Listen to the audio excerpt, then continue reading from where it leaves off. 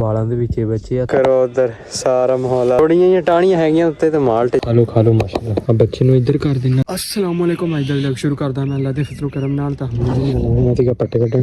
ਮਾਸ਼ਾਅੱਲਾ ਤੁਹਾਡੇ ਭਰਾ ਨੇ ਚੰਗੇ ਭਲੇ ਪੱਠੇ ਵੱਢ ਲਏ ਤੇ ਨੈਪਰੇ ਵਾਲੇ ਦੇਖੋ ਅੱਗੇ ਥੋੜੀ ਰਹਿੰਦੇ ਆ। ਅੱਗੇ ਉਹ ਜਿਹੜੇ ਦਰਖਤ ਉੱਥੇ ਪਲਾਟ ਖਤਮ ਹੋ ਜਾਂਦੇ, ਉਸ ਤੋਂ ਗਾਂ ਪੱਠੇ ਹੈ ਨਹੀਂਗੇ।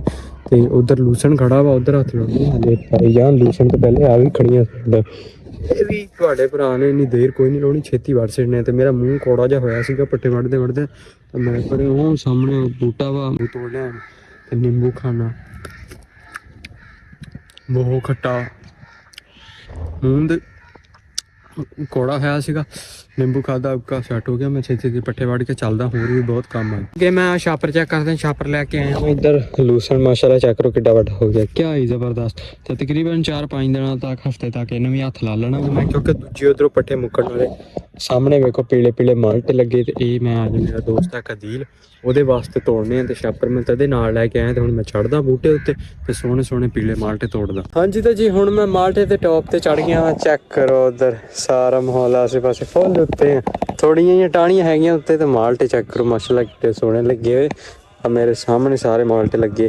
ਤੇ ਮੈਂ ਛੇਤੀ ਛੇਤੀ ਕੋਈ 2-4 ਮਾਲਟੇ ਆ ਤੇ ਕੱਚਾ ਵਾ, ਆ ਪਰੇ ਪੱਕੇ ਆ। ਤੇ ਮੈਂ ਮੋਬਾਈਲ ਜੇਬ 'ਚ ਪਾ ਕੇ ਤੇ ਛੇਤੀ ਤੇ ਨਾ ਮਤਲਬ ਪੱਕੇ ਵਿੱਚ ਤੋੜਦਾ। ਮਾਲਟੇ ਮੈਂ ਤੋੜ ਲਿਆ ਵਾ। ਤੇ ਤੋੜਦੇ ਦੀ ਛਿੱਲਾ ਮੁੱਛਿਆ ਗਿਆ ਵਾ। ਤਕਰੀਬਨ ਸਾਰਾ ਜਿਸਮ ਹੀ ਨਾ ਛਿੱਲਿਆ ਗਿਆ, ਕਿਉਂਕਿ ਛਾਪੀਆਂ ਸੀਗੀਆਂ ਨਾਲ ਖੁੰਗੀਆਂ ਲੱਗੀਆਂ ਹੁੰਦੀਆਂ। ਸਾਰੀਆਂ ਖੁੰਗੀਆਂ ਲੱਤਾਂ ਤੇ ਬਾਹਾਂ ਤੇ ਮੂੰਹ ਤੇ ਫਿਰ ਗਈ। ਲੇਕਿਨ ਅਲਹਮਦੁਲਿਲਾ ਮਾਲਟੇ ਚੈੱਕ ਕਰੋ, ਮਾਲਟੇ ਮੈਂ ਤੋੜ ਲਿਆ ਵਾ। ਮਸੰਮੀ ਥੋੜੇ ਆ ਤੇ ਜਿਹੜੇ ਫਲੂਟਰ ਆ ਉਹ ਜ਼ਿਆਦੇ ਆ। ਤੇ ਅੱਗੇ ਚੱਲਦਾ ਨਾਲ ਧੋ ਕੇ। ਤੇ ਜਿਹੜੇ ਦੋਸਤ ਆ ਉਹਨੂੰ ਦੇਖ ਕੇ ਮਾਸ਼ਾਅੱਲਾ ਜੀ ਮੇਰੀ ਇੱਕ ਖਰਗੋਸ਼ਣੀ ਸੋਪੀ ਵਾ। ਤੇ ਜਿਹੜੀ ਸਾਹਮਣੇ ਬੈਠੀ ਹੈ। ਤੇ ਬਾਕੀ ਉਹ ਦੇਖੋ ਸਾਰੇ ਲੂਸਣ ਖਾਣ ਲੱਗੇ ਹੋਏ ਆ। ਤਾਂ ਇਹਦੇ ਬੱਚੇ ਜਿਹੜੇ ਵਾ ਉਹ ਉੱਥੇ ਤੂੜੀ ਦੇ ਵਿੱਚ ਵਾ। ਤੇ ਐਤਕੀ ਅਸੀਂ ਬੱਚਿਆਂ ਦੀ ਬੱਚਤ ਕਰਨੀ ਵਾ, ਕਿਉਂਕਿ ਪਿਛਲੀ ਵਾਰੀ ਬਿੱਲੀ ਲੈ ਗਈ ਸੀ ਗਫਲਤ ਦੀ ਵਜ੍ਹਾ ਤੋਂ। ਜਿਹੜੇ ਇੱਥੇ ਬੱਚੇ ਸੀਗੇ ਤੇ ਬੰਦ ਹੀ ਨਹੀਂ ਸੀ ਕੀਤੀ, ਉਹ ਗਫਲਤ ਹੋ ਗਈ ਸੀ।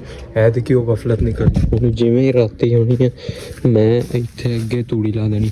ਆਹ ਖੁੱਡ ਵਾ ਜਿਹਦੇ ਵਿੱਚ ਦਿੱਤੇ ਹੋਏ। ਤੇ ਇੱਧਰੋਂ ਮੈਂ ਤੂੜੀ ਕੱਢ ਕੇ ਤੁਹਾਨੂੰ ਬੱਚੇ ਕੱਢ ਕੇ ਦਿਖਾਉਣਾ। ਹਾਂਜੀ ਤਾਂ ਜੀ ਇੱਕ ਖੁੱਡ ਦਾ ਸਿਰਾ ਹੈਗਾ ਉਹ, ਤੇ ਆਹ ਮੈਂ ਆਪ ਕੱਢੀ ਵਾ। ਤੇ ਹੁਣ ਤੁਹਾਨੂੰ ਮੈਂ ਦਿਖਾਉਣਾ ਮਾਸ਼ਾਅੱਲਾ ਚੈੱਕ ਕਰੋ। ਆਹ ਜੀ ਵਿੱਚ ਬੱਚੇ ਵਾ। ਇੱਥੇ ਇਹਨੇ ਆਪਦੇ ਵਾਲ ਪੱਟ ਕੇ ਰੱਖੇ ਹੋਏ ਆ। ਤੇ ਇਹ ਵਾਲਾਂ ਦੇ ਵਿੱਚ ਬੱਚੇ ਆ, ਤੁਹਾਨੂੰ ਵਾਲ ਹਿਲਦੇ ਹੋਏ ਨਜ਼ਰ ਆ ਰਹੇ ਹੋਣੇ ਵਾ। ਤੇ ਮਾਸ਼ਾਅੱਲਾ ਕੋਈ 5-6 ਬੱਚੇ ਆ, ਮੈਂ ਹੱਥ ਲਾ ਕੇ ਦੇਖਿਆ ਸੀਗਾ। ਤੇ ਹੁਣ ਮੈਂ ਇਹਨੂੰ ਕਰ ਦਿੰਦਾ ਵਾ ਬੰਦ, ਤਾਂ ਕਿ ਬੱਚਿਆਂ ਨੂੰ ਹਵਾ ਨਾ ਪਵੇ।